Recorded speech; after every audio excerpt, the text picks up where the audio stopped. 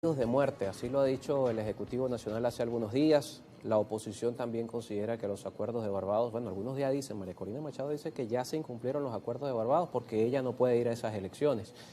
Si bien los acuerdos de Barbados no dicen vamos a habilitar a María Corina Machado, y lo sabe William Castillo que estuvo allí, fue parte de esa delegación, está su firma dentro del acuerdo de Barbados, sí habla de una vía para revisar estos casos. Y entramos en este punto porque al final el punto que sujeta el tema de las sanciones y el tema de cómo el mundo va a responder tiene que ver con las habilitaciones políticas. Si bien no dice hay que habilitar a María Corina Machado, dice que se cree una vía que se ajuste a las condiciones del derecho, que permita la presunción de inocencia, lo decía Gerardo Blay, una serie de cosas que quienes hoy consideran no se cumplen y hacen el reclamo al gobierno, dicen que hacen inviable que el acuerdo se mantenga vivo.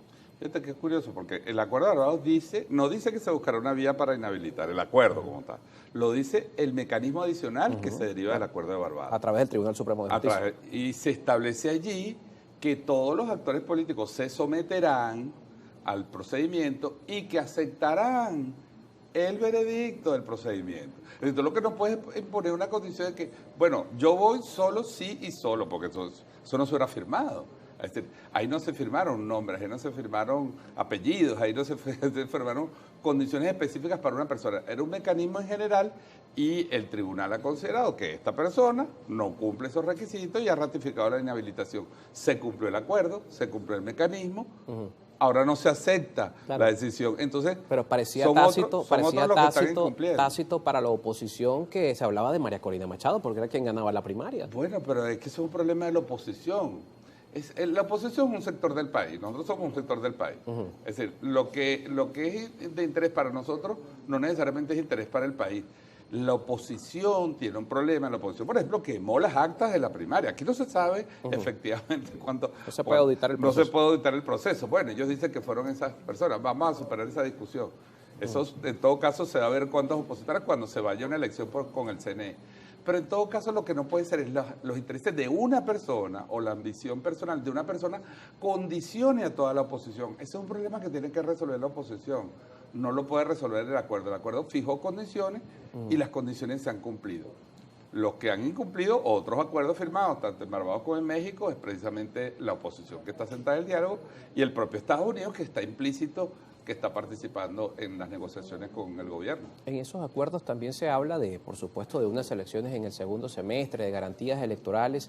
El presidente Nicolás Maduro decía una frase que a algunos les ha preocupado: el gobierno va a ganar por las buenas o por las malas. ¿Cómo lo ve William Castillo? Porque la idea de ganar es ganar en buena ley, ¿no? No ganar por las malas. Pero el castellano es un idioma rico en metáforas. Rico en metáforas. Es una de las cosas maravillosas de nuestro idioma. Por las buenas significa, como siempre ha sido, por el proceso electoral, por la vida. Por las malas es un mensaje a los golpistas, a los que están conspirando, a los que siguen, y Estados Unidos acaba de revelarse una cosa muy grave. Desde el 2018 hay agentes infiltrados de la DEA en Venezuela tratando de montar operaciones falsas para inculpar al gobierno.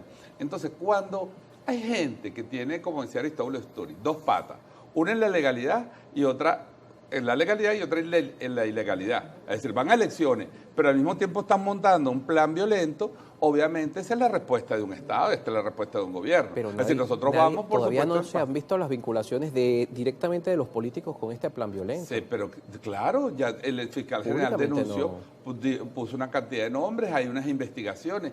Aquí el problema es que se adelanta mediáticamente, porque entonces, después que se presentan las pruebas, bueno, ya yo descalifiqué, dijo que eso era mentira. Hay confesiones. Mira, aquí resulta que todos los que confiesan fueron torturados, pero después salen sanitos. Y confiesan, hay confesiones ya de este plan, de compras de funcionarios militares, de la seguridad militar del presidente de la casa militar, confesando que ellos fueron captados por agentes extranjeros que fueron pagados para hacer una operación en la casa presidencial. Entonces, esa es la verdad. Entonces el gobierno evidentemente usa esas expresiones. Ahora, es obvio que el mensaje es muy claro y hoy empieza el diálogo, lo decía Jorge Rodríguez ayer. con todos los sectores, porque esa es otra historia. El diálogo no se puede reducir a 4 partidos. Aquí hay mucho más que 4 partidos de oposición. Hay empresarios, hay sectores religiosos, hay gremios, hay sindicatos y hay otros partidos políticos. Pero esos sectores no están en Barbados. Lo hablamos luego de revisar la participación de la audiencia con nuestro invitado William Castillo. Francis Torrealba es lista con sus comentarios en las redes sociales. Viceministro, buenos días para usted. Le agradecemos en esta parte del programa respuestas cortas, por favor. Tenemos participación de la audiencia a través de la red social X. Escribe Luis Loyo. Saludos. Pregúntele a su invitado si hay mejoría en la economía. ¿Por qué no se refleja en sueldos y salarios con más de 2 años sin aumento? Le preguntan, viceministro, su respuesta. Sí, no hay una respuesta corta para eso.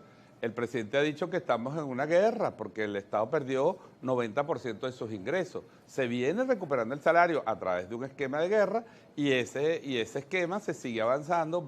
Ya hubo un primer aumento en ese esquema del ingreso mínimo familiar y habrá otros anuncios este año. De tal manera que el país se ha ido adaptando a todas las situaciones económicas y las ha ido superando. Yo no tengo duda que en esa área también lo va a hacer. Oscar Sánchez escribe a través de la red social X 3 preguntas. ¿Qué beneficio trae para el país que una persona como Alex Saab, juzgado, cuestionado, apoye en las gestiones de negocios internacionales? El bloqueo, en mi opinión, es consecuencia de una diplomacia mediocre. Y 3, ¿se podrá crear un ministerio anticorrupción? Bueno, son dos preguntas y una afirmación. Alex Saab fue una persona detenida con de pasaporte diplomático, torturado durante 3 años, sin proceso. Le hicieron 8 cargos en Estados Unidos y le retiraron 7 porque no tenían cómo probarla. Nunca se presentaron pruebas y ha sido producto su liberación muy justa de un proceso de negociación. Así que, bueno, el que compre las mentiras de las redes sociales, yo no puedo hacer nada contra eso. Lo segundo es una afirmación. Y lo tercero, a mí me parece una buena propuesta. Yo creo que la Fiscalía ha hecho un gran trabajo allí. Hay casi 100 gerentes de PDVSA detenidos, aquí hay funcionarios policiales detenidos, aquí hay gobernadores que han sido destituidos, alcaldes por corrupción. Yo creo que se invisibiliza la lucha contra la corrupción, creo que la Fiscalía ha hecho un gran trabajo, pero bueno, son ideas que a lo mejor para una campaña electoral serían buenas, ¿no? La propuesta. José López le escribe, buenos días.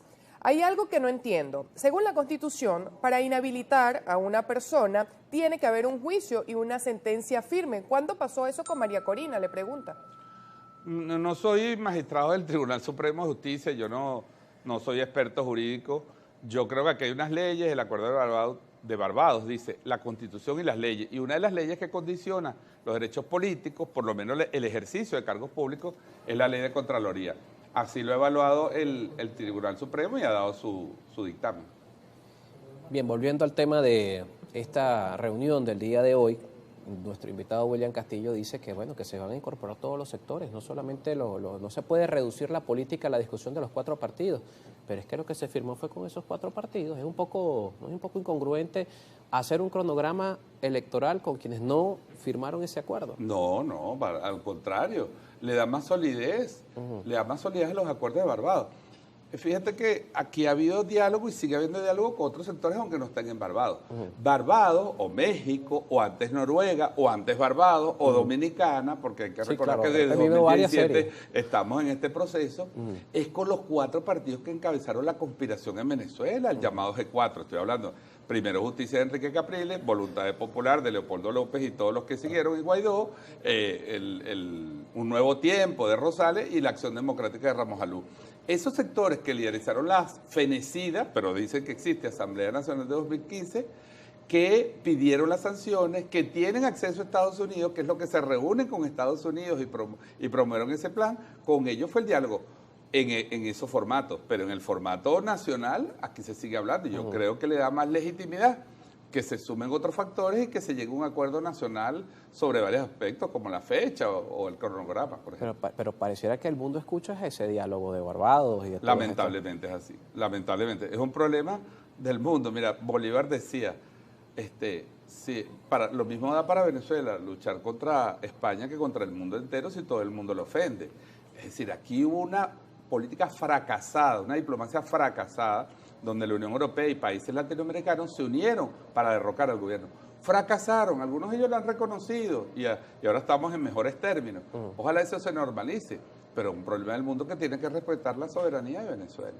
Claro, pero hay un tema, por supuesto, de competitividad en esas elecciones que al mundo le preocupa, ¿no? Hay quienes dicen y reducen un poco también el tema de la discusión a por qué no dejar. Pareciera que algunos dicen, ¿quién dijo miedo? Sí, yo he leído muchísimo ese argumento y es una buena pregunta. Si el gobierno está tan seguro de su victoria, ¿por qué no dejar que consuma? Mira, las redes sociales, una cosa que hacen es vulgarizar un debate.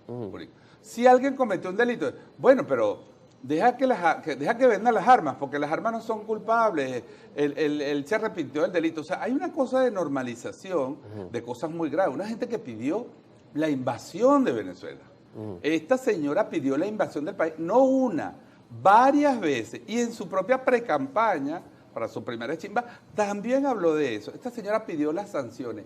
Esta señora se hizo nombrar embajadora de Panamá para entrar a una sesión de la OEA. O sea, un ciudadano que en cualquier país del mundo acuda a otro país y se haga nombrar embajador de ese país para ir a un organismo internacional a pedir la invasión de su propio país, pregúntate dónde estaría en Estados Unidos o dónde estaría en cualquier país del mundo. Bueno, Estados Unidos tiene un Donald Trump haciendo campaña con un proceso judicial. Pero lo que te quiero decir... Martinelli en Panamá está en un proceso judicial. Pero dime cuándo Donald Trump ha dicho que Rusia debería invadir Estados Unidos.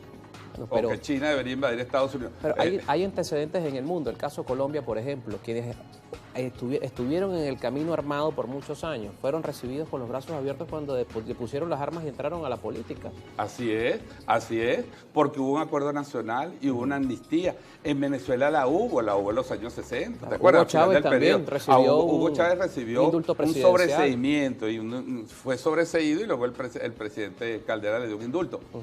Hugo Chávez sobreseyó a todos los golpistas del 2002. ¿O es que no se olvida de eso? No se olvida la amnistía que dio Chávez a todos los que participaron, militares y civiles. ¿Te acuerdas?